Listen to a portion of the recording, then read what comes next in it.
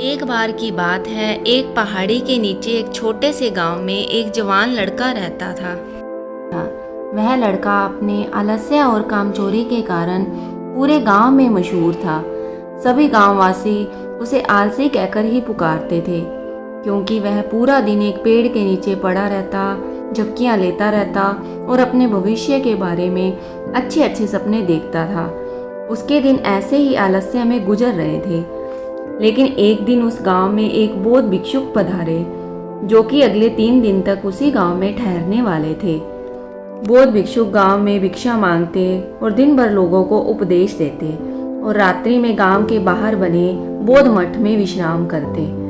बौद्ध भिक्षुक जब भी गांव में विचरण करने जाते तो बौद्ध भिक्षुक उस लड़के को रोज उसी पेड़ के नीचे लेटा हुआ पाते। बौद्ध भिक्षुक 2 दिनों तक ये सब देखते रहे और बौद्ध भिक्षुक समझ गए कि यह लड़का मानसिक आलस्य का गुलाम है। और तीसरे दिन जब वह बौद्ध भिक्षुक उस लड़के के पास गए, जो कि अभी भी उसी पेड़ के नीचे लेटा हुआ था, बौद्ध भिक्षुक उस लड़के से जाकर बोले, बेटे, मेरे पास तुम्हारे लिए एक काम है। मैं चाहता हूँ तुम उस पहाड़ी की चोटी पर जाओ और वहां से मेरे लिए एक पंख लेकर आओ। लड़के ने लेटे लेटे ही अपना सिर उस पहाड़ी की तरफ घुमाया और उस पहाड़ी की सबसे ऊंची चोटी पर अपनी नजर दौड़ाई।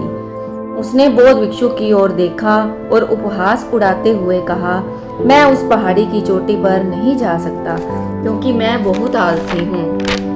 बौद्ध भिक्षुक ने मुस्कुराते हुए कहा, अरे, मुझे जिस पंख की तलाश है वो उस पहाड़ी के शिखर पर भी नहीं मिलेगा।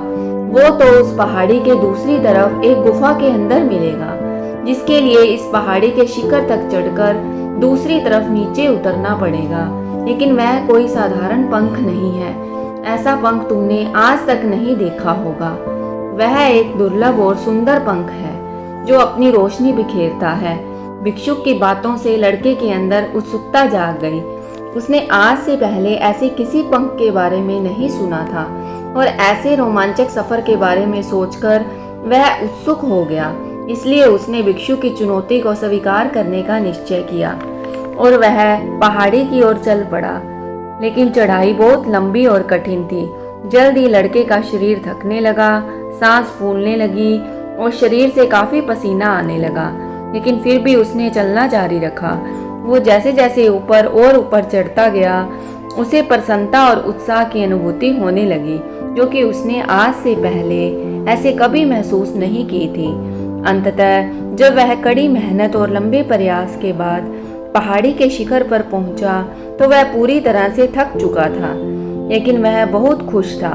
उसे अंदर से आत्म संतुष्टि का एहसास हो रहा था। उसके चेहरे पर योद्धाओं जैसी स्माइल थी, जैसे उसने कोई बड़ा युद्ध जीत लिया हो। उसने पहाड़ी के शिखर से नीचे की ओर देखा। उसके सामने एक बहुत ही मनमोहक दृश्य था। उसने अपने अंदर एक अपार सुख और संतुष्टि का अनुभव किया, जो उसने आज से पहले कभी नहीं किया था।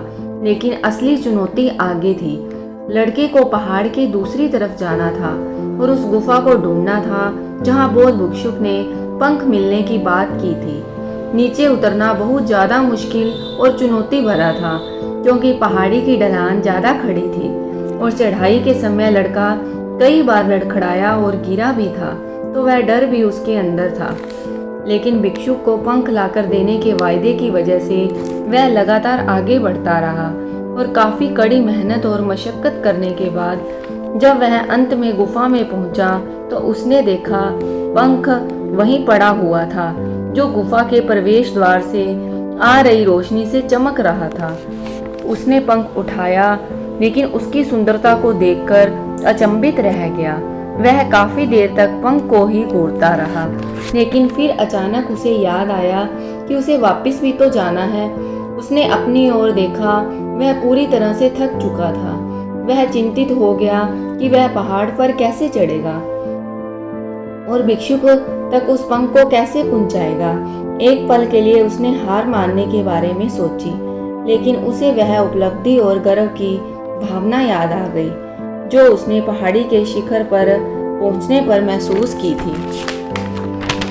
उसे एहसास हुआ कि उसके अंदर इस सफ़र को दोबारा तय करने की ताकत और दृढ़ संकल्प है। वह दोबारा पहाड़ी में चढ़ने लगा। उसकी मांसपेशियों में दर्द होने लगा, पैर कांप रहे थे, फेफड़े फटे जा रहे थे। वह कई बार लड़खड़ाकर गिर भी पड़ा, लेकिन उसने हार नहीं मानी।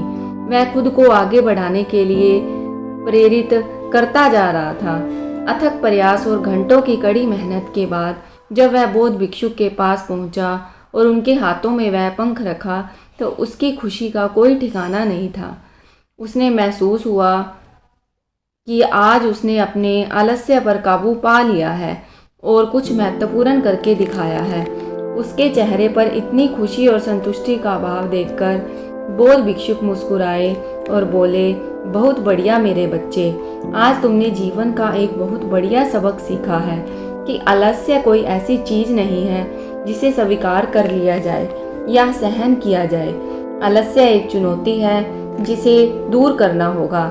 यह एक बाधा है जिसे पार करना होगा और आलस्य को खत्म करने के लिए तुम्हें अपना पहला कदम उठाना ही होगा, अपने लक्ष्य की ओर चलना ही होगा और तब तक चलते रहना पड़ेगा जब तक तुम अपनी मंजिल हासिल नहीं कर लेते।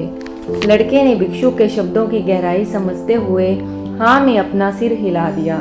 आज उसे एहसास हुआ कि वह हमेशा से ही बड़ी और महान चीज़ों को करने में सक्षम था, लेकिन उसके आलस्य ने उसे रोक रखा था।